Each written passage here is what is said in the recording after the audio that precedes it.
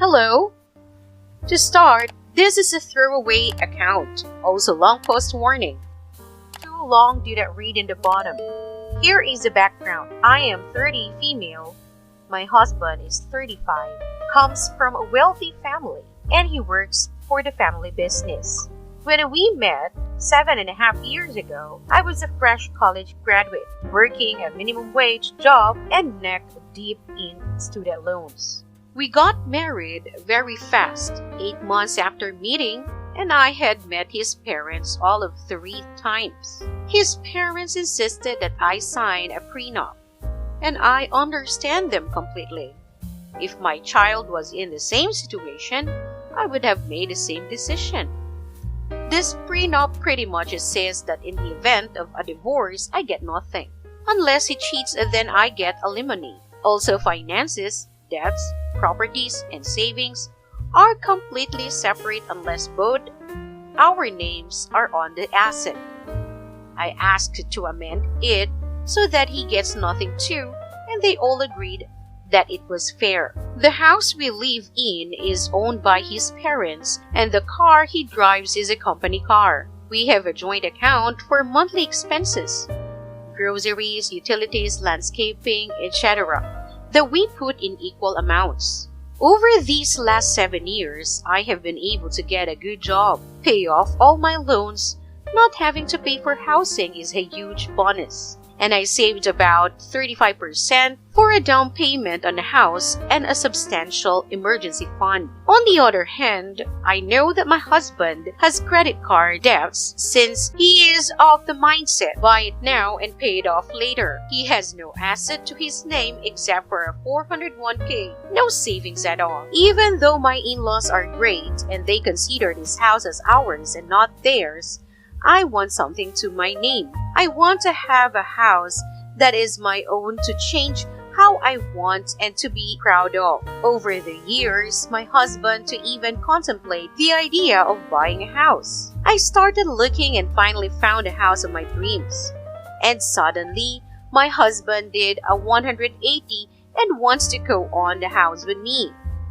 His idea is that I put the down payment, pay another 15%, and he pays for the other 50%. That way, we are equal owners. I do not want to do that. I know my husband, and he will not be able to pay his part of the mortgage. Sometimes his share of the monthly expenses is transferred by his parents, as well as them always paying off a sum of his debts. Now, he won't even talk with me, says if I don't agree to co-owning with him, then he won't move in with me at all. That it shows that I don't trust him. So what are your advices on this whole mess? Too long, do not read. Our finances are completely separate for a prenup he asked for. I saved all of the down payment after he refused to buy a house. Now, he wants to go on with me, but I don't think he will be capable of paying the mortgage. Now for the top comments. Here's a comment from Favorite Sweater 99. Absolutely talk to an attorney. I would be concerned that the house could be considered a marital asset even if it's in only your name, since it will have been purchased while you are married. Not the a-hole. Here's a reply from Opie. I already did. The prenup was detailed enough that nothing without both our names on the titles is considered the property of the sole owner. Here's another comment from Rational Omega.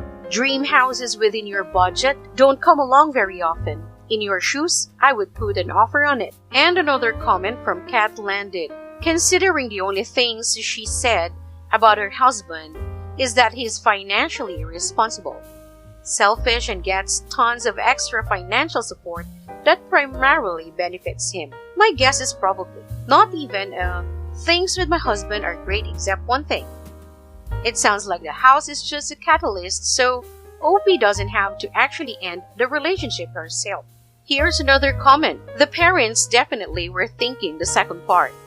Probably thought their son was going to have all the money in the family and she would have nothing. So never even considered she would have anything needing protecting. Now for the next story.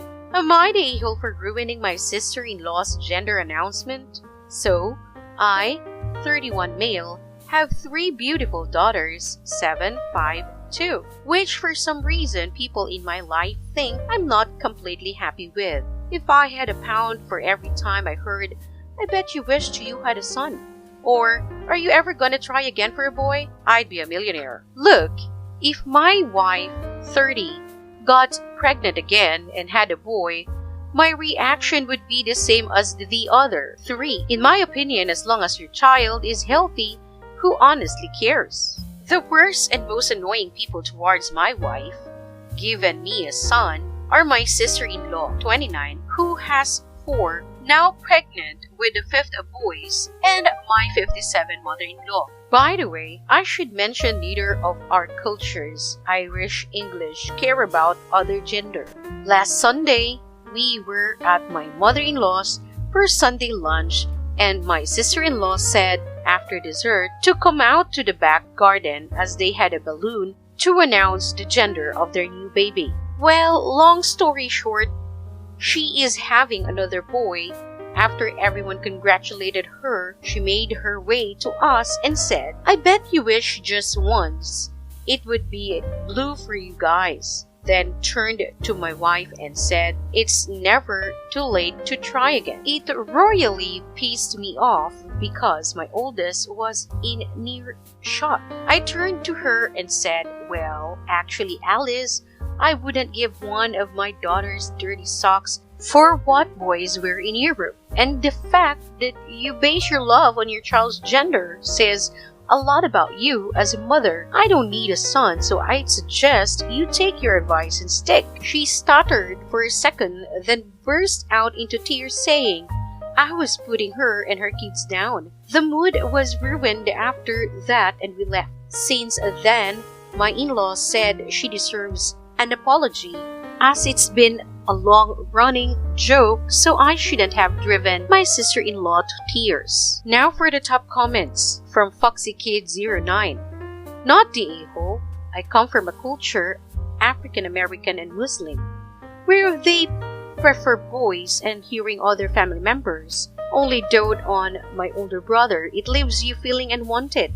You were only sticking up for your daughters and your wife. As long as kids are healthy and it's a safe pregnancy is all that matters. People need to stop preferring one gender over the other. Here's another comment from Jew Customer 2000. Since my wife's first pregnancy, I said as long as she and the baby are okay, that's all that matters. The joke went so far with didn't even find out the gender till my last daughter was born, which in my opinion is more exciting. Here's another comment from Own Brother 2559. If sister-in-law has all 5 boys, do people not tell her all the time, "I bet you're dying for a girl," etc.? You'd think she would have heard enough of that type of shit to know not to do it to you. As a mom of multiple girls, you were far more restrained than I would have been. You didn't ruin the gender reveal, sister-in-law did with her shitty comment. Here's another comment from Appropriate Sale 2230. Makes complete sense to me, but generally, we're constantly told that it's a 50-50 each time, no matter the history. It's not on an individual couple's level. We're not dices. It only evens out on population level. Another comment. A friend of mine's late husband was hilarious against the idea of having girls. Their first was a boy, and he was relieved. In the delivery room, where their second, he was carrying on at the doctor on duty as usual. "I don't want any girls, doc. If it's a girl, you put it right back in to finish growing the last bit, etc., etc. Naturally, it's a girl." He went dead silent for 3 seconds and then started yelling his head off. "That is little girl. Let me hold my little princess." He was such a character, and he left his wife and kids far too soon. Cancer sucks.